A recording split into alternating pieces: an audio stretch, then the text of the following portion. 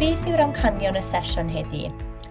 So, yn gyntaf, i ddeall y cysyniad o gysyniadau trothwy, threshold concepts. So, hynny yw y syniadau mawr yna sydd gyda ni falle o fewn ein maes ni, neu falle o fewn cyfnod allweddol neu camau dilyniant gwahanol, yn dibynnu os chi'n dysgu yn y cynradd neu yn yr uwchradd. Gobeithio heddi gallwch chi glywed wedyn am enghraifft o ymchwil ar gysyniadau troethwy o fewn addysg gorfforol, ond yn fwy na dim i feddwl am gysyniadau trothwy o fewn eich ardal, maes neu cyfnod allweddol chi, a dyna beth sy'n bwysig heddi. A'r trydydd peth wedyn, hoffwn ni bod chi gyda'r hyder i roi'r hyder na i chi ar sut allwch chi ddefnyddio'r syniadau o meysydd gwahanol tra bod chi'n mynd mewn i'ch gyrfa chi yn dysgu. A dyma'r llyfr i'n mynd i sôn am neu crybwyll am heddi, Threshold Concepts in Physical Education drwy Design Thinking Approach.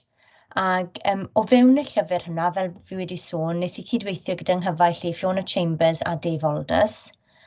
Ag oedd y llyfr yma, o'n i'n ffodus iawn, o'n i wedi cael sawl awdur gwahanol o'r draws y byd, really, ag o'n i'n ffodus iawn i'n gallu cydweithio gydag awduron o gwahanol penodau o 9 gwlad gwahanol. So oedd nes I ddysgu siwt gymaint o'r profiad yma. So'r cwestiwn i'n mynd I ofyn then, wel sut dechreuodd y prosiect yma a fi'n mynd I siarad â chi heddi? Dechreuodd ein taith ni gyda Phaned yn Caerdydd yn edrych dros ganolfan y mileniwm, gyda Dave a Fiona pwy fi wedi sôn am. Ac ar y pryd oedd Fiona Chambers oedd arholwr allanol y cwrs o'n i'n gyfrifol am, cwrs addysg gorfforol yn yr Ysgol Chwaraeon a Iechyd. Ac yma, o flaen canolfan y mileniwm, gaethon ni gael cyfle I fyfyrio ar gyfeiriad nid yn unig yn rhaglen gradd ni, ond hefyd yn fod o llawer fwy cyffredinol, ac o'n i'n teimlo fel ein rhoi'r byd yn ei le. A daethom ni'n arbennig o chwilfrydig ynghylch rai o'r cwestiynau gwahanol.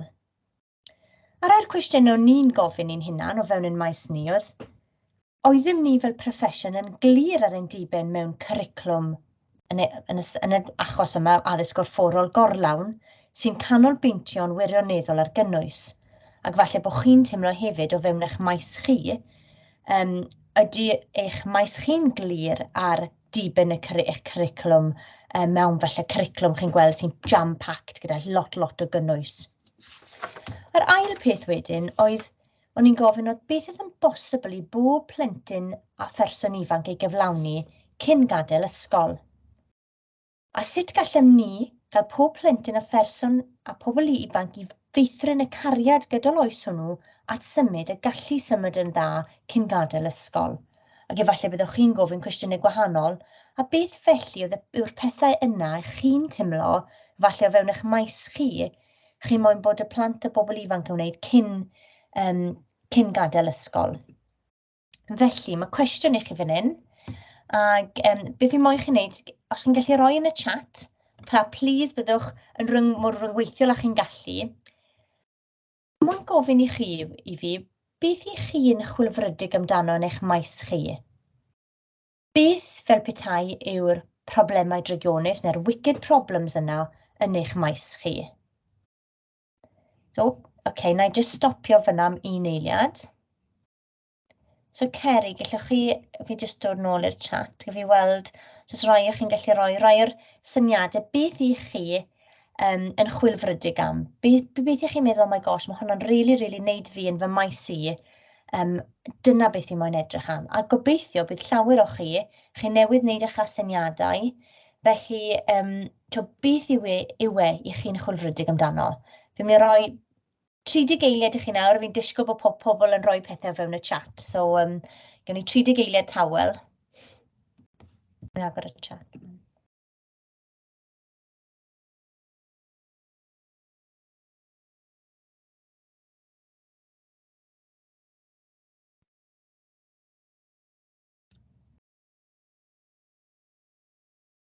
So, fi'n mynd gweld I neb yn teipo ar y foment, a fel pobl proffesiynol, fi disgwyl yw bod felly bod chi yn gallu wneud yna fe. Gret, diolch Llinos, I ti?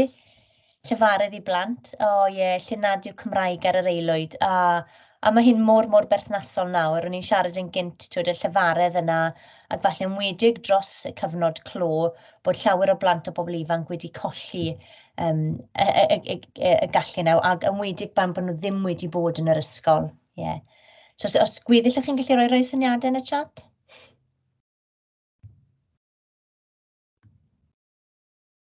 Byddwch chi nawr blwyddyn nesaf mynd mewn. Gret, diolch Tom. A gweddau gwahanol bechgyn a merched yr waith ysgol. Gret, ie, syniad. A waith mathemateg. Hybu sgiliau darllen, ie, gret, diolch yn fawr. Anghenion a y gallu symud mewn ffordd effeithiol a derbyn y hyder i gyfnod rhan gweithgaredd allgersiol. Gret, Sara, gret. Diolch yn fawr. Parhewch i wneud hynny. Ac na i symud ymlaen. Felly, yn symud i'r sleid nesaf, yn rhan anatod o hyn a beth ni wedi dechrau siarad am yw cysyniadau trothwy. A beth felly, yn yr enghraifft i fi'n rhoi i chi heddi, beth oedd y wicked problem yna, neu beth oedd y problem drygionus yna? Felly, y disgrifiad oedd gyda ni yn gweithio ar y llyfr hyn, oedd fel proffesiwn, nid yw'n ddangos bod gennym ni fatrix cytun a'r cysyniadau trothwy ar gyfer addysg gorfforol. So beth oedd yr angen dysgu wedyn? Wel, yr angen dysgu oedd, mae angen i addysgwyr addysg gorfforol nodi cysyniadau trothwy ar gyfer addysg gorfforol mwyn bod nhw'n gallu cynllunio, gweithredu ac asesu dysgu mewn addysg gorfforol. Ac hefyd i falle i fod yn fwy effeithlon fel fod nhw'n rili, falle mhob pwnc neu maes, yn gallu penderfynu, wel, actually, beth yw'r pethau mawr yna sy'n rhaid i fi ddysgu, a wedyn falle gallai ganolbwyntio mwy arnyn nhw a'r cysyniadau hyn mewn, a falle rhoi mwy o amser i nhw, ag mewn cwricwlwm sy'n orlawn yn barod, falle cael gwared o rai pethau eraill. A'r mewnwelediad oedd gyda ni, oedd absynoldeb felly o cysyniadau trothwy o'n i'n timlo, yn arwain at ymhwysedd y gwanhau gwerth cyfuniedig falle ar pwnc yn y cwricwlwm, a falle hyd yn oed yn effeithio ar statws y proffesiwn. Felly gallwch chi feddwl o fewn eich maes a'ch ardal chi, beth yw'r disgrifiad, yr angen dysgu a'r mewnwelediad. So neges gyntaf i chi fynd adre falle heddi yw byddwch yn agored ac yn chwilfrifrydig i ble ddaw eich syniadau i wella eich ymarfer ar un, lawr y dosbarth, ac 2, eich syniadau ar gyfer gwaith ymholi prosiect, a 3, sut i ddatrys eich problemau. So fel wedwch chi wedi gweld o'n falle'r enghraifft ni, dath y light bulb moment i ni pan o'n i'n eistedd o flaen Canolfan y Millennium cael coffi. Felly, ewch chi gael coffi, ewch chi gael sgyrsiau proffesiynol gyda pobl wahanol. Falle ar draws cyfnodau allweddol gwahanol, yn eich gwaith pontio, cyfun ac uwchradd, o tu fas, nid dim ond o fewn eich maes chi. Mae hyn i gyd yn mynd i helpu chi edrych yn allanol. Ac yn bellach na hynny hefyd, peidiwch drys edrych o fewn addysg, edrychwch o fewn proffesiynau gwahanol, edrychwch ar pobl ac asiantaethau gwahanol yn falle lleol i chi, ond hefyd yn fwy rhyngwladol. Beth felly yw cysyniadau trothwy? So nôl Myers y Land, a nhw sydd wedi gwneud llawer o gwaith yn yr ardal yma, beth maen nhw'n gweud yw cysyniadau trothwy yw mae cysyniadau trothwy yn debyg i'w rhyw fath o borth. A beth mae'n gwneud yw rili agor ffordd newydd o feddwl am rhywbeth, a oedd yn gynt ddim yn bosib. Mae'n rili cynrychioli ffordd wedi thrawsnewid o ddeall rhywbeth neu dehongli neu edrych ar rhywbeth. Ac rili, mae'n bwysig iawn i gallu gael y ffordd hyn mwyn bod y dysgwyr yn gallu symud ymlaen hebddo, symud ymlaen a gallu wneud y peth nesaf. Mae gan bob maes cysyniadau neu rhan fwyaf o meysydd cysyniadau trothwy, a pan geiff ei festroli, cysyniadau trothwy yw'r hyn sy'n galluogi myfyrwyr i edrych ar broblemau mewn rili ffyrdd cwbl newydd, so mae'n rili refreshing. Mae enghreifftiau o gysyniadau trothwy mewn meysydd penodol yn cynnwys niferoedd cymhleth mewn mathemateg, so complex numbers er enghraifft mewn mathemateg, amhwysedd neu ambiguity yn design yn dylunio, ac rhywbeth fel cost cyfle mewn economeg. Ond cyn i'r rhain gael ei mistroli, mae'r dysgwyr mewn lle calchaidd neu'r liminal space. A beth mae hyn yn golygu felly? Mae'r ardal neu'r liminal space neu'r lle calchaidd yw falle rhywle ble mae'r dysgwyr yn trio gwneud rhywbeth, ac maen nhw'n trial un ffordd, falle bod ddim cweit yn gweithio ymarfer ac ymarfer. Ac fi'n aml yn meddwl am rhywbeth fel reidio beic, dyna falle bod rhywun yn trial gyda'r pedal yn trio to, a mae ddim nes bod nhw'n mynd trwyddo yr lle yna ble maen nhw'n cyflawni wedi gallu i yrru beic. So, yn ôl Meyers a Land, mae gan gysyniadau trothwy 8 nodwedd allweddol, a mae hwn tu hwnt efallai i beth yw'r cyflwyniad heddi, ond i rhai sy'n eich diddordeb, byddwn ni'n mynd bant falle i edrych ar rhai o'r rhain. Fi jyst yn mynd i dynnu ar 2 o'r nodweddion hynny, i trial fe ni gyd yn deall tyma bach fwy amdano'r cysyniadau trothwy. So, mae'r rhai gyd yn cynnwys pethau fel bod yn trawsnewidiol, perfformio, bod yn didroi, integreiddiol. Ond fi'n siarad am 2 yn benodol, a un cyntaf yw trawsnewidiol. So, mwyn bod rhywbeth yn gallu fod yn cysyniad trothwy, mae'n rhaid bod yn trawsnewidiol. A mae hyn yn meddwl gall arwain at newid sylweddol yn y canfyddiad o bwnc. Mae'n rili debyg i fewnwelediad pwerus sy'n golygu newid hunaniaeth neu newid falle persbectif ar rhywbeth neu agwedd neu teimladau. Nodwedd arall o cysyniad trothwy yw ni ellir ei wrthdroi. So, y syniad unwaith y bydd y cysyniad trothwy'n cael ei ddysgu ei fod yn cymryd cryn ymdrech i'w ddad-dysgu. So, os ni'n meddwl am rhywun enghraifft fel reidio beic, unwaith ni wedi gallu dysgu hynny, hyd yn oed os nad yw wedi bod ar y beic am gyfnod hir, fel arfer fi'n cofio sut mae gyrru'r beic yna, so mae'n lot mwy anodd i ddad-dysgu hynna. A mae hyn yn tynnu sylw at y ffaith bod arbenigwyr yn aml yn cael hi'n anodd i chyd yn deimlo dysgwyr newydd mewn disgyblaeth. So hynny yw, unwaith fi'n gallu gwneud hynna, fi'n meddwl, wrth gwrs mae reidio beic yn rwydd. Ac weithio byddai'n anghofio sut i uniaethu gyda dysgwyr sydd yn y lle calchau neu sy'n trio dysgu peth newydd maen nhw'n dysgu amdano. Ni'n symud ymlaen nesaf felly then, a fi rili moyn annog chi i wneud cysyniadau trothwy'r cwricwlwm i Gymru. Ac os edrychoch chi ar y cwricwlwm i Gymru 2022, yn llawer o'r lefydd drwy'r dogfen, mae'n implicit iawn o'r syniad yma falle o defnyddio cysyniadau trothwy mwyn dylunio cwricwlwm. Ac os ni'n edrych yn benodol ar tudalen 27, o'n i jyst moyn edrych ar y dyfyniad yna, mae'r Llywodraeth yn wneud, maen nhw'n cyfeirio at cysyniadau trothwy yn uniongyrchol. Y gall fod cysyniadau trothwy penodol yn cynhyrchu newid sylweddol yn nealltwriaeth dysgwyr, nid yw rhain yn gysylltiedig ag oedrannau penodol, ac ni fydden nhw'n ychwaith yn digwydd ar un pryd mewn gwahanol feysydd i ddysgwyr unigol. Ac mae hyn hefyd yn pwysleisio pa mor bwysig yw bod ni gyd ar trywydd ni'n hunig, trywydd unigol, trywydd dysgu, a bod pobl yn mynd trwy'r trothwy a cysyniadau trothwy gwahanol hyn ar gwahanol adegau. So, mynd i gael just saib bach yma, a eto mynd i annog i roi pethau o fewn y chat. Beth felly yw falle syniadau chi am gysyniadau trothwy o fewn eich maes chi? Os unrhyw beth ar ôl clywed beth ni wedi clywed, chi roi unrhyw syniadau o fewn y chat. Tra bod chi'n meddwl am hynny, neges falle allweddol neu neges i fynd adre o'i moyn bod chi'n mynd ydych chi yw, byddwch yn hyderus i drio rai o'r syniadau gwahanol sydd gennych drwy ymholi.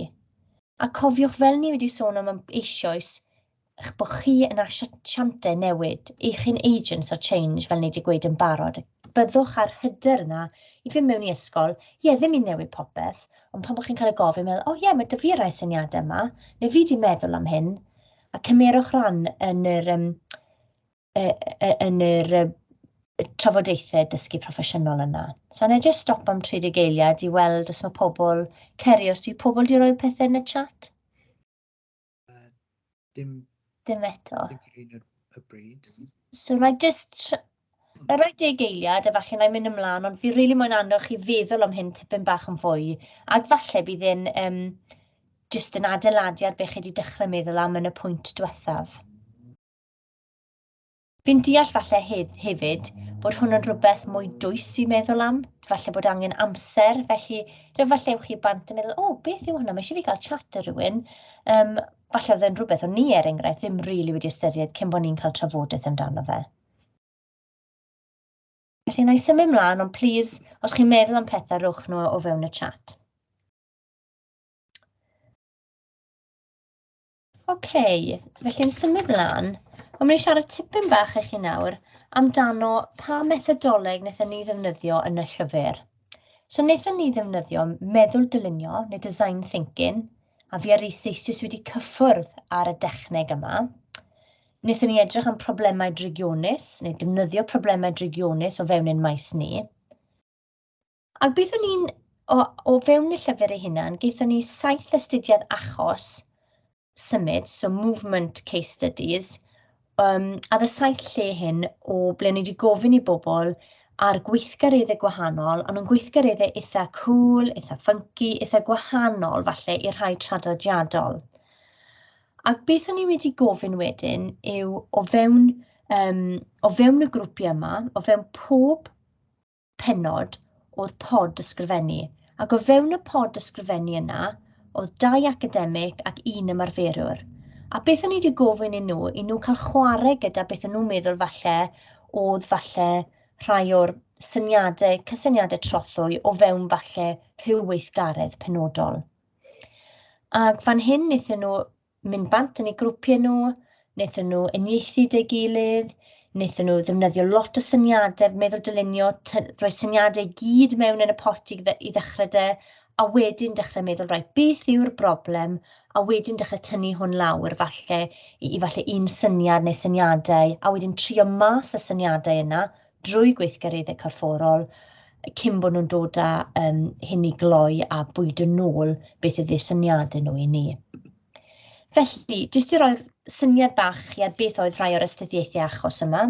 Gaethon ni 1 astudiad achos o athrawon AGA, addysg corfforol, a astudiaeth achos yma o Portugal a Iwerddon. A jyst fel chi'n cael syniad, oedd rhywun arall wedyn wedi gwneud astudiaeth achos o Gwlad Belg o Papurau. A oedd hwn yn rili eitha gwahanol, cool a funky, gan bod dim reolau pendant i rhywbeth fel Papurau. Ac oedd hwn yn rili ddiddorol beth daethon nhw lan na. A wedyn gaethon ni un arall hefyd, fel chi'n gallu gweld, mae'r rhain falle'n mwy o weithgareddau sydd tu fas i'r gweithgareddau traddodiadol. Oedd un wedyn astudiaeth achos dysgu o'r celfyddydau mawrol, sef martial arts, astudiaeth achos o Japan. Felly, be wnaethon ni wedyn? Wel, gwireddu cysyniadau a pa dillad yn soddol wnaethon ni ddefnyddio? Wnaethon ni gyfarfod yn Iwerddon, ac beth wnaethon ni wedyn oedd tynnu'r syniadau gyd oedd wedi dod, oedd wedi cael i brofio wedi testo, ac wnaethon ni ddod o'r syniadau hyn i gyd â gilydd, fel chi'n gweld ar post-its ar y wal, wnaethon ni gael trafodaethau, edrych ar y iaith oedd yn cael ei defnyddio trwy discourse analysis. Wnaethon ni wedyn cael trafodaethau a dechrau rhoi y data yma ac analyddio fe mewn i themau penodol, a fel chi'n gallu weld yn y llun. Ac fi'n credu, beth nath y proses dadansoddi hyn arwain i atod yn y pen draw, oedd 4 cysyniad trothwy cychwynnol, a fi'n gweud cychwynnol, mae hyn jyst yn rhywun arall i ddechrau i gael trafodaeth o fewn ein maes ni ar gyfer addysg corfforol. Ac fi ddim yn mynd i fynd mewn i'r rhain heddi, ond dyma'r 4 oedden nhw. Fi'n mynd i drafod enghraifft jyst i ddangos chi beth oedd un o'r rhain. Un o'r rhain oedd corporeal reflexivity, neu atgyrch corporeal. A beth mae hyn yn golygu yw y gallu i myfyrio drwy wneud gweithgaredd corfforol. So mae myfyrio siŵr o fod yn rhywbeth allweddol i ni gyd dros ein meysydd gwahanol. Ond oedd hwn yn rhywbeth, enghraifft, oedd pobl yn gallu uniaethu a gweud sut nhw'n teimlo pan o'n nhw'n symud ac yn y blaen. Ond beth wnaeth y broses hyn dod ato ni oedd yn y pôn, nath e arwain ni wedyn a dweud bod angen bod y cysyniadau trothwy hyn yn gael eu trawsnewid rili o bosibiliadau uchelgeisiol beth oedd hyn yn meddwl ar gyfer addysgeg oedd yn anniben a chymleth? So mae addysgwyr corfforol yn fwy na brocedd, maent nhw'n ddilynwyr designers yn eu hunan, ac mewn sefyllfa ddelfrydol i ailadrodd atebion i'r problemau drygionus mewn addysg corfforol wrth iddynt gyflwyno eu hunan. Ac wnaethon ni gweld, mae lot o pethau ffyrdd gwahanol o edrych ar hyn, a mae lot o ffordd gwahanol o gael bobl i neidio dros y trothwy yna ac i gyflawni'r cysyniadau trothwy. Ond o gyfnogi'r naid hyn, un o'r pethau wnaethon ni dynnu ar oedd waith tacsonomeg solo bigs a tang. Ac allwch chi weld y gwaith solo bigs a tang, y solo taxonomy ar y sgrin. Beth oedd hyn? Dim munud, Anna. Iawn, dim problem. Beth oedd hyn yn dangos ni wedyn fod efallai sut oedd dysgwyr yn symud drwy camau gwahanol. Felly ni'n dechrau ar y pre-structural, ble falle oedd dysgwyr dim syniad o falle y cysyniad i ni trial. Yn mynd mwy wedyn unistructural, ble oedd falle nhw'n dechrau cael gafel ar un o'r syniadau, ble falle nhw'n gallu cael gafel ar mwy o'r syniadau. Erbyn y cyfnod relational, nhw'n gallu cael llun eitha da o beth oedd yn digwydd. Ac oedd y rhwng y relational a'r cyfnod abstract, ble falle oedd syniadau newydd a ble nhw'n croesi'r trothwy yma hefyd wedyn. Felly, dechrau dod i gloi nawr gyda'r cyflwyniad. Cwestiwn sydd y fi i chi, pa dulliau addysgeg y'ch chi'n meddwl fydd yn bwysig i chi ar gyfer cysyniadau troethwy yn eich maes chi? Neu falle ar hyn o bryd, chi jyst feddwl, wel, actually, beth yw'r addysgeg, beth yw'r dulliau pedagogeg fi'n dueddol o dynnu ar sy'n benodol i maes i, neu falle i'r cyfnod dysgu fi, falle, os chi'n ei cyfnod sylfaen, neu yn cyfnod allweddol 2 er enghraifft. A neges wedyn i ni yw edrychwch yn benodol am gysylltiadau gyda'r cwricwlwm i Gymru, a dylai'r cwricwlwm addysgeg a'r asesiad, so'r cwricwlwm pedagogia a'r asesiad, wastad gael ei integreiddio a'i gynllunio fel un pan eich chi'n dod â hyn mewn i dylunio rili eich cwricwlwm newydd chi. Ac felly, jyst i cloi, a wedyn ni agor at cwestiynau, jyst i ddod yn ôl am cynion y sesiwn. Gobeithio o ganlyniad i'r sesiwn yma, byddwch chi falle'n deall y cysyniad, neu'n dechrau deall rhywbeth mwy amdano cysyniadau trothwy. Ni wedi clywed am enghraifft o ymchwil o fewn un maes, ond fi rili moyn bod chi'n meddwl am gysyniadau trothwy o fewn eich maes chi. A gobeithio bod gyda chi mwy o hyder nawr i sut falle chi ddefnyddio rhai'r syniadau sydd gyda chi o fewn meysydd eraill hefyd. So jyst moyn aros, Ceri, moyn agor y llaw nawr falle i jyst cwestiynau sydd gyda pobl. A diolch yn fawr iawn i chi am wrando heddi. Diolch yn fawr, Anna. Oes cwestiynau i Anna ar y chat? Peidiwch bod yn shei, rhowch eich camera ymlaen a jyst rhowch rhywbeth yn y chat. Mae cwestiwn gyda fi, Anna, ond dwi'n aros. So, mae'n cwestiynau, trafod mae'r Miri'n cael cyfle. O, mae Chris yn dod ymlaen hefyd. So. Wel, Anna, gyda'r pwynt yma, oed ti'n feddwl mae'r cysyniadau troethwy yn gweithio yn gorau ar y lefel uchel neu yn y dosbarth gyda'r unigolion, neu ddau, falle? Mae hwnna'n gwestiwn rili da, fi'n credu. Fi'n credu falle, yn credu bod e'n gallu bod yn defnyddiol wrth dylunio cwricwlwm, so wrth ni'n meddwl am y middle i dim meddwl, achos a beth i ni fel adran neu fel cyfnod neu fel grŵp o bobl, oes yna rai pethau ni'n gallu cytuno ar ni'n meddwl sy'n hanfodol o fewn y maes ni. So mae eisiau cael rhywbeth drawsolwg, ond wedyn, wrth gwrs, falle gallai'r darlun yna cael llun clir yn y meddwl i helpu fi wedyn ar, fi ffili dysgu'r cwricwlwm hyn i gyd, neu mae'r cwricwlwm hyn yn orlawn, lot o'r sialensiau ni'n cael, beth yw'r pethau hanfodol na, os rhaid i fi gwario mwy o'r amser rhywbeth, falle gallai hwnna helpu fi wedyn ar lawr y dosbarth, so y ddau rili, fi'n credu. Oes unrhyw cwestiynau arall? Mae pawb yn flinedig nawr, dwi'n Ie. meddwl. Fi'n siŵr i fod nhw Diwedd y bore. diwedd y bore a gallu meddwl falle am cysyniadau eitha dwys fyna, ond dyma'r math o bethau sydd angen bod ni'n dechrau meddwl am tra bod ni'n mynd mewn i'r proffesiwn, ac maen nhw fod yn exciting iawn achos bydd ni'n gallu roi cyfrannu at dylunio'r cwricwlwm, dy fe? Wel, diolch yn fawr am yr amolwg hynod ddiddorol am y fel hwn, ac am y cyfleoedd i feddwl am sut i gellid cymhwyso syniadau meysydd pwnc ein hunan. Mae'n ddiddorol iawn. Diolch yn fawr. Diolch yn fawr iawn, diolch Ceri. Edrych mlaen nawr i gwrando ar Chris. Nawr te, Chris, gai cyflwyni? Wel, iawn.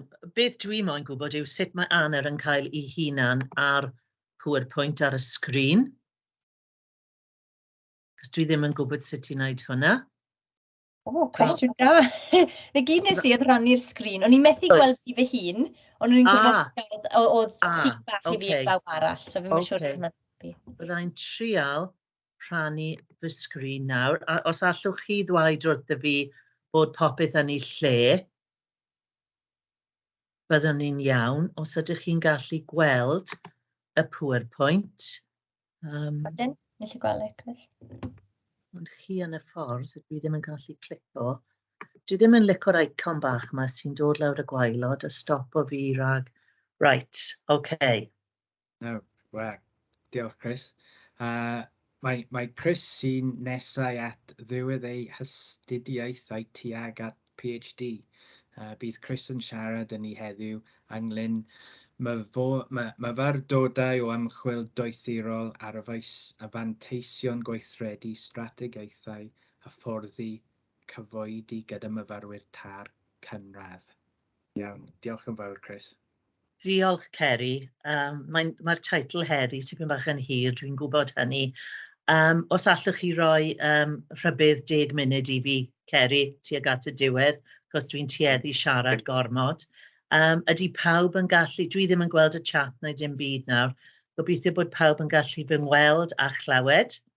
Please torri ar draws Ceri os oes unrhyw broblem. Mae nodiadau gyda fi, a byddai'n troi at y nodiadau hefyd, ond mae'r iPad yn diffodd trwy'r amser, felly aros gyda fi. A chroeso i chi gyd, a diolch am aros a bod yma ar ddiwedd, pwy sy'n cael y slot olaf y Gynhadledd. Felly diolch am fod yma. Gobeithio bydd hyn yn ddiddorol ac yn addas i chi, yn enwedig gyda'r cwricwlwm i Gymru 2022. Fel dwedodd Ceri, dwi'n dod at ddiwedd fy ed-D, a dwi wrthi yn sgrifennu'r adroddiad terfynol. Ac heddi dwi'n mynd i rannu gyda chi rai o'r myfyrdodau o'r ymchwil sy'n ffocysu ar fanteision weithredu strategaethau hyfforddi cyfoedion, peer coaching strategies, gyda myfyrwyr tar cynradd. A gobeithio bydd rai o'r syniadau a'r negeseuon yn addas i chi yn yr ysgol gynradd. Nodau'r prosiect fan hyn ar y sgrin, dechreuais i yn 2017. Y tyfodd y rhesymeg am hyn o'n profiad fel athro a darlithydd addysg ers canol yr 80au. So dros y blynyddoedd, roeddwn ni wedi meddwl llawer am p'nai fel ymarferydd y rwyf yn darparu'r cyd-destun mwyaf effeithiol ar gyfer dysgu fy myfyrwyr tar cynradd. Ro'n i'n ymwybodol bod y myfyrwyr oedd wedi gweithio neu wirfoddoli mewn ysgolion cynradd neu oedd wedi astudio agwedd addysgol ar gyfer ei gradd cychwynnol. Weithiau yn ystod rhannau cynnar y raglen tar yn ailadrodd agweddau yr oeddynt eisoes wedi cwmpasu megis datblygiad plant, arsylwi gwersi a phlant, rheoli ystafell dosbarth ymhlith eraill. Roedd y wybodaeth a ddablygwyd ganddyn drwy astudio a phrofio blaenorol weithiau yn gwneud i fyfyrwyr eraill llai profiadol neu yn amrofiadol deimlo argoll a dihyder weithiau. A gyda'r rhaglen yn para blwyddyn yn unig sydd mewn gwirionedd yn 9 mis, o'n i eisiau sicrhau mod i'n gwneud y defnydd gorau o amser prifysgol sydd ar gael i fyfyrwyr tar, profiadol a dibrofiad. Ystyriais a fyddai gweithredu strategaethau hyfforddi cyfoedion yn darparu cyd-destun dysgu ac addysgu mwy effeithiol ar gyfer y ddau grŵp o fyfyrwyr, profiadol a dibrofiad. Fy nod oedd ymchwilio i brofiad blaenorol myfyrwyr a ffyrdd o wneud y defnydd mwyaf effeithiol o hyn mewn cyd-destun hyfforddi cyfoedion, gyda'r nod o weithredu newid, gwella'r ddarpariaeth a gwella ymgysylltiad ac ansawdd y canlyniadau i bob myfyriwr. O'n i eisiau gwneud rhywbeth fel hyn ers blynyddoedd, ond daeth y cyfle gyda'r EDI i gael yr amser a'r cyllid wrth gwrs i wneud rhywbeth o'n i moyn wneud ers amser hir. I ddechrau, nes i astudiaeth pilot, chi'n gallu gweld y cwestiynau fan hyn, y 4 cwestiwn ar gyfer y pilot. Drwy holiadur, casglwyd data ar brofiad a perspektif cyn raglen y myfyrwyr a'r hyfforddi cymhaeriaid. Defnyddiais data o'r astudiaeth pilot i liwio'r brif astudiaeth ac ailstrwythuro'r holiadur. Sorry, A Chris, gallwch chi weld yw'r sleid i ddim yn symud? So pa sleid ydych chi arno? Na ni. Iawn nawr? Iawn, diolch. So diolch Ceri, dyma'r 4 cwestiwn ar gyfer y pilot. Ar ôl y pilot, o'n i'n gallu diwygio hyn ac adiais i 2 gwestiwn ychwanegol. So yma gallwch chi gweld y 6 cwestiwn os chi moyn cael cip lawr. Ar gyfer y 2 astudiaeth, casglodd yr holiaduron ddata ar brofiad myfyrwyr o wirfoddoli neu weithio mewn ysgol cyn y cwrs, i pwnc gradd cychwynnol a'i teimlad o hyder yn ystod darlithoedd a seminarau y rhaglen yn gynnar. Roedd yr holiadur pilot yn canolbwyntio ar un grŵp seminar o 28 myfyriwr jyst i fi dreialu'r holiadur. Roedd hyn yn rhan bwysig o'r broses oedd yn fy ngalluogi i firainio'r cwestiynau ar gyfer y brif astudiaeth. Yr her oedd i sicrhau fy mod i'n rhestru rolau a chyd-destunau profiad digonol a pherthnasol i'r ymatebwyr ddewis. Enghraifft, oeddech chi'n mewn ysgol yn wirfoddoli neu yn gweithio yn cael cyflog. Beth oedd eich rôl? Gwirfoddolwr, LSA, LSO, HLTA, cover supervisor. Roedd cymaint o rolau, a beth oedd yn ddiddorol, doedd y myfyrwyr ddim cweit yn siŵr beth oedd teitl ei rôl, neu beth oedd disgrifiad ei rôl. A dechreuodd yr astudiaeth hon cyn i'r EWC, y gweithle addysg Cymru, cymryd teyrnasoedd ar y ddata sy'n ymwneud â phob ymarferydd yng Nghymru, a phe bai hyn wedi digwydd yn gynharach, byddai fy ngwaith o adeiladu'r holiadur yn llawer yn haws i fi, achos mae'r gweithlu yn nodi'r categoriau nawr, oedd rhaid i fi feddwl ar y categoriau oedd yn y maes. Ond dyna fe, ar gyfer y brif astudiaeth, dosbarthais yr holiadur i'r cohort i gyd, i'r myfyrwyr i gyd, roedd 140 ar y pryd, a ches i 81 holiadur nôl. Cynhaliais grŵp ffocws hefyd a gweithredais nifer o weithgareddau hyfforddi cyfoedion oedd yn ddiddorol iawn. Roedd yr ymyrraethau ar tair agwedd ar y cwrs ta, lle nes i grwpio'r myfyrwyr yn ôl profiad cyn cwrs mewn ysgol, rhugylder yn y Gymraeg a hyder mewn mathemateg. Dyna'r 3 pheth nes i. Gobeithio bod chi wedi cael amser I edrych ar y cwestiynau fyna tra o'n i'n siarad, a gobeithio bod y sleid nesaf yn codi. O ran yr ymchwil, nid oes amheuaeth taw darllen llenyddiaeth berthnasol ar ddulliau hyfforddi cymheiriad ac ymchwil wedi bod yn sail i'r holl broses EdD I mi, ac wedi fy ngalluogi I gynllunio, gweithredu a gwerthuso fy mhrosiect ymchwil yn hyderus ac yn llwyddiannus.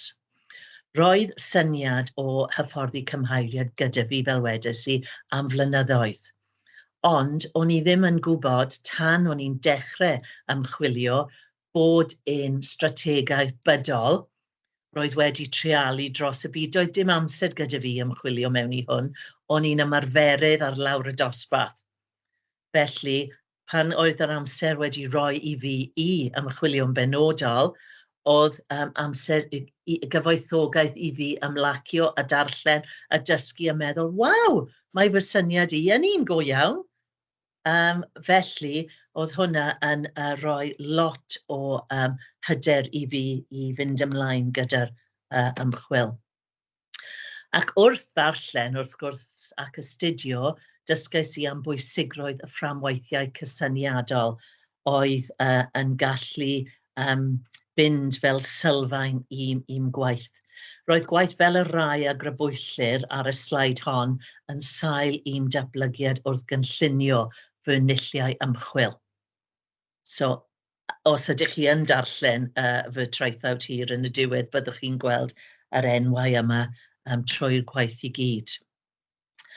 Ac o ran dysgu am yr egwyddorion hyfforddi cymheiriad, ni gyd yn clywed am hyn yn yr ysgolion dyddiau yma ac yn y cwricwlwm newydd.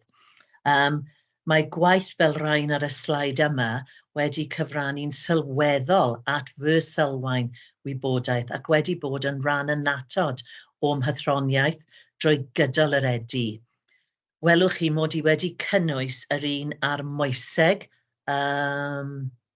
hefyd understanding of the importance of ethics, gan fod hyn yr un mor berthnasol I mystudiaeth o egwyddorion hyfforddi cyfoedion ag ydyw I astudio dulliau perthnasol. Felly roedd astudio dulliau, the methods, the methodology, a roedd y moeseg mor bwysig â hynny, ac roedd hwnna'n rhywbeth roedd rhaid I fi gofio I ganolbwyntio arni. Wrth gynnal fy adolygiad o lenyddiaeth, roedd yn falch o'r ddarganfod gwaith cynnar mewn hyfforddi cymheiriad sydd dal yn ddilys heddiw, ac sy'n cyd-fynd ar hyn yr oeddwn yn credu byddai egwyddorion hyfforddi cymheiriad cyn I mi ddarllen yn ehangach. Roedd yr egwyddorion hyn gan Showers a Joyce yn sail i'n dull gweithredu ac maent yn bellach yn rhan annatod ymarfer. Nid yw hynny'n golygu nad oeddwn yn defnyddio unrhyw un o'r egwyddorion hyn o'r blaen, ond roedd yn galanogol gwybod a'i bod yn cael eu cydnabod ac yn ddilys.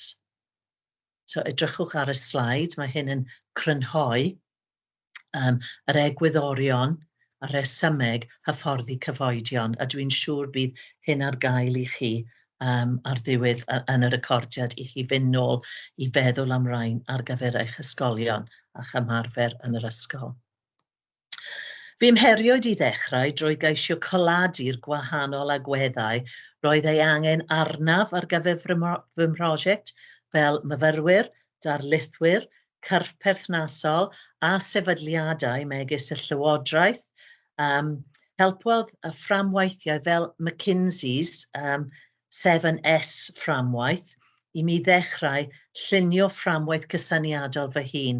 Roeddwn i'n drysu llwyr gyda'r holl paradigms, resymeg, resymwaith, dulliau, methodoleg, ymchwil, fframweithiau. Roedd rhaid I fi rhyw ffordd creu fframwaith fy hunan I helpu fi I strwythuro'r waith am y blynyddoedd I ddod. So hefyd, ar ben McKinsey, nes I ddefnyddio a Gairis a Siôn I fframwaith nhw sefydliadol, dysgu sefydliadol, their organisational learning theory I helpu fi i lunio fy fframwaith cysyniadol fy hun. A mae hyn wedi helpu fi drwy holl elfennau y prosiect ymchwil. A dyna beth nes I greu wedyn. Wrth raidd y brosiect ymchwil, gwelwch y raglen hyfforddi reit yn y canol fyna, fforddi cymheiriad a weithredais. Ymchwil a llenyddiaeth bresennol oedd sylfaen fy ymagwedd am datblygiad o'r rhaglen, hyfforddi cymheiriaid. Mae cyd-destun addysg gychwynnol athrawon ym Nghymru dros y degawd diwethaf wedi bod yn un o newid mawr ac roedd angen i'n fframwaith cysyniadol ystyried hyn o ran gyrwyr allanol fel external drivers fel y llywodraeth a gyrwyr mewnol fel y brifysgol, yr ysgol addysg a pholisi cymdeithasol ac ar lefel raglen fel y TAR. Trwy lunio'r fframwaith hwn, roeddwn yn gallu gweld yn sydyn sut roedd yr holl elfennau'n gysylltiedig â'i gilydd ac yn effeithio ar ei gilydd. Caiff pob elfen I bwydo mewn i'r rhaglen hyfforddi cyfoedion sydd yn y canol, a chi'n gallu gweld o'r saethau bod pob peth yn cael effaith ar bob peth arall. Felly roedd hyn yn gymleth I fi yn fy meddwl, ond ar ôl creu y fframwaith yma, ro'n i'n deall fy brosiect yn well. Yn y prif astudiaeth, y tri pheth nes i'r un gyntaf oedd gweithdy hyfforddi cyfoedion a'r ymddygiad ar gyfer dysgu. Ac wrth gwrs roedd hyn cyn Covid. Roeddwn ni'n gallu wneud hyn ar lawr y dosbarth oedd yn gwneud byd o wahaniaeth. Yn dilyn yr holiadur a casglu'r dadansoddi data ar grŵp ffocws, roeddwn yn gallu cynllunio a gweithredu'r arferion hyfforddi cyfoedion gyda myfyrwyr. Roedd yr ymyrraeth cyntaf yn cynnwys un grŵp o fyfyrwyr oedd yn cymryd rhan mewn gweithdy ymddygiad ar gyfer dysgu, behaviour for learning. A digwyddodd hyn yn ystod y cyfnod ymsefydlu. Roedd hyn yn bwysig mod i'n dal y myfyrwyr ar ddechrau cwrs cyn bod y rai dibrofiad yn datblygu gormod o brofiad a hyder I fi wneud y gymhariaeth. Iawn, felly roedd tair tasg i'r grwpiau cyflawni yn ystod y sesiwn. Yn ystod y ddau dasg, roedd grŵp reoli o 7 myfyrwyr heb fawr dim profiad addysgol cyn y raglen. Ar gyfer y drydydd dasg, ychwanegwyd 2 fyfyriwr a phrofiad blaenorol at y grŵp reoli. Roedd y canlyniadau'n ddiddorol a nododd y rai o'r grŵp reoli heb fawr ddim profiad cyn y raglen. Yr agweddau anoddaf ar y ddwy dasg oedd gallu cyfrannu cyfaith o brofiadau uniongyrchol i'r grŵp ar ôl cael profiad blaenorol cyfyngedig mewn ysgol. Falle gallwch chi gofio nôl at ddechrau mis Medi, os ydych chi'n yn un heb lawer o brofiad, sut oeddech chi'n teimlo mewn grwpiau lle oedd gweithgareddau yn cael eu cynnal? Iawn? Beth oedd ei barn am y gymysgedd o gefndiroedd? Ychydig o brofiad oedd gan bob un ohonom o fewn ein grŵp gorchwil, ond roedd gan weddill ein grŵp seminar I gyd lawer mwy o brofiad. Cefais lawer o'i clywed yn siarad am eu profiadau, felly roedden nhw'n dysgu wrth wrando ar y grŵp I gyd, ond yn eu grŵp bach nhw gyda dim llawer o brofiad, roedden nhw'n teimlo eitha anghyfforddus a dihyder. Y sylwadau eraill oedd roedd y sesiwn yn fy helpu I daimlo'n fwy parod ar gyfer reoli ymddygiad yn yr ystafell ddosbarth. Felly y narratives o'r myfyrwyr eraill oedd yn ei helpu nhw. Gyda'r... Iawn, okay, brysio ymlaen. Gyda'r grŵp oedd gyda profiad, roedden nhw, un funud, nesa, Roedd y cwestiwn gyntaf, a oedd unrhyw wahaniaeth yn eu cyfraniadau o ran tasg 1 a 2 a tasg 3? A dywedodd nhw y rai gyda profiad, do, roedd fy nghyfoedion yn y dasg hon yn llai sicr ohonynt eu hunain, a nid oeddyn ganddyn brofiadau i'w defnyddio. So nhw ar un arall oedd yn cyfrannu mwyaf. Pam? Achos roedd profiadau gyda nhw roedden nhw'n gallu siarad amdanynt, ond nid oedd gan lawer o'r myfyrwyr eraill cymaint o brofiad. Fodd bynnag, roedd myfyriwr arall a fi yn gallu cysylltu'r senarios yn ôl am profiad. So roedd y ddau profiadol yn ymuno â'r grŵp a roedden nhw'n gallu helpu y rhaid i brofiad. Beth oedd yn wahanol yn dasg 3? Roedden nhw'n fwy llafar yn y drydydd dasg, achos bod eu profiadau nhw yn ymddangos yn bwysicach i'r grŵp dibrofiad. Roedd fy mrofiadau'n ymddangos yn bwysicach i'r grŵp i clywed. Byddai'r llaill yn y grŵp yn gofyn a oeddwn wedi profi rai senarios allai fod wedi helpu yn y dasg. Felly adio myfyrwyr profiadol oedd yn help mawr. So dwi'n mynd i frysio fan hyn nawr yn y seminar mathemateg. Nes i bari lan rai oedd yn hyderus, rai oedd yn ddihyder yn y grŵp rhugl mathemateg. Roedd y myfyrwyr yn gweithio mewn parau. O'n i'n cyfateb aelodau hyderus gyda rai llai hyderus. Roedd nhw'n cefnogi a'i gilydd. Doedd dim addysgu uniongyrchol gen i fi oedd yn hwylus o llif y sesiwn. Anogwyd hyfforddwyr cymheiriad i werthuso eu technegau hyfforddi o ran eglurdeb a cyflymder, ac anogwyd y myfyrwyr a fforddwyd i werthuso eu sgiliau addysgu hyfforddi nhw. O'r canlyniad, roedd yn amlwg oedd y sesiwn yn llwyddiant pur. Roedd y myfyrwyr yn hoffi'r cyflymder y sesiynau, o'n nhw'n hapus bod nhw'n cael fel bespoke, cefnogaeth bespoke lle oedd y hyfforddwr yn gallu delio gyda nhw yn bersonol. Roedd y profiad wedi helpu nhw i'w dysgu sut i rannu gwybodaeth a rafu eu cyflymder. Felly roedd yn win-win situation lle oedd yr hyfforddwyr a'r hyfforddaion yn cael elw allan o hyn. A'r trydydd un, dwi'n flin bod dim amser 'da fi fynd mewn i rai yn fwy, oedd hyn yn wych.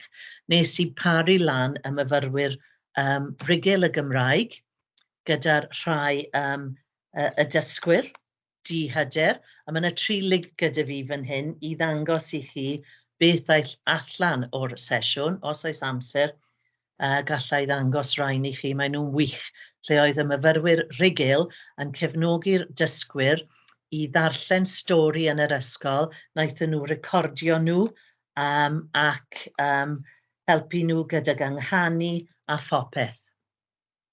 Da fi nôl atyn nhw falle. Canfyddiadau, nodi a chydnabod tystiolaeth o arferion hyfforddi cymheiriad presennol o fewn y raglen TAR a datblygu dull mwy cydlynol.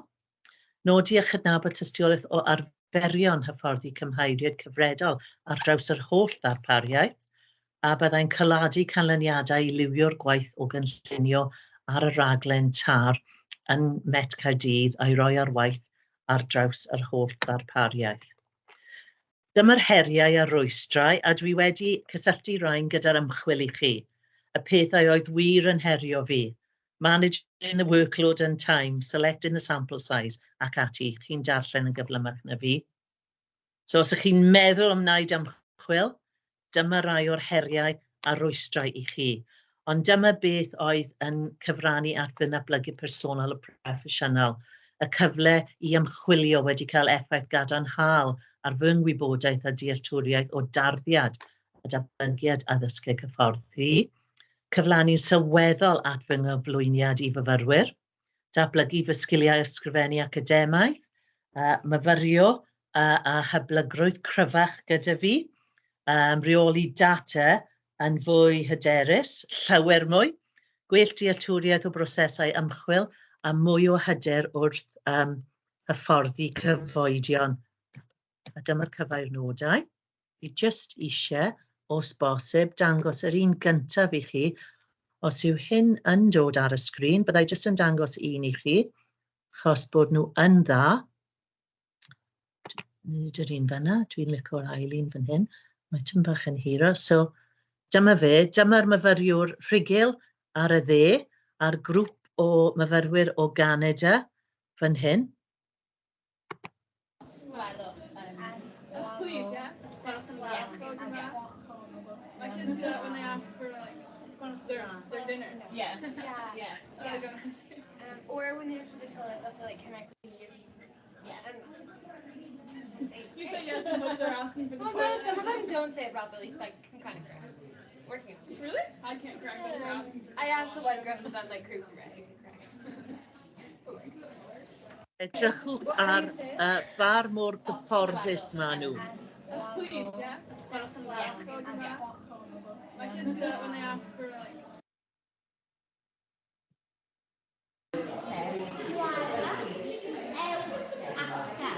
Mae hi'n heulog heddiw. Mae hi'n amser ymarfer corff. Taflwch.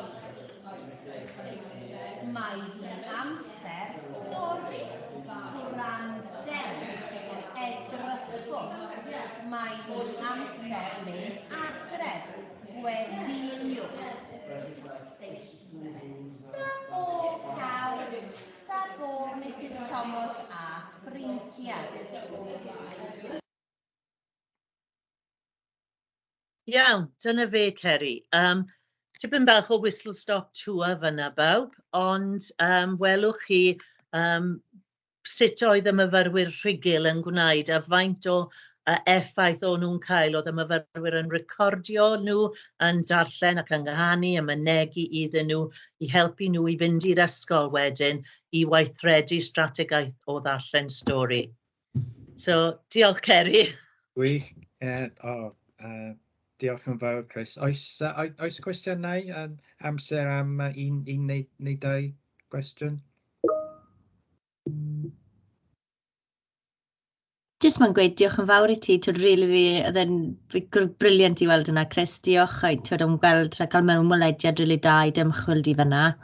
Ac cwestiwn bach sydd y fi, sut i ni fel partneriaeth yn gallu wneud mwyaf o dy dargyfyniadau di? Fi'n siŵr ni'n di dechrau wneud yn barod, ond beth llwn ni wneud? Beth llwn ni wneud? Wel, bydd amser gyda fi flwyddyn nesaf sy'n dda iawn i fi fynd ymlaen gyda'r canlyniadau i geisio gweithredu rai.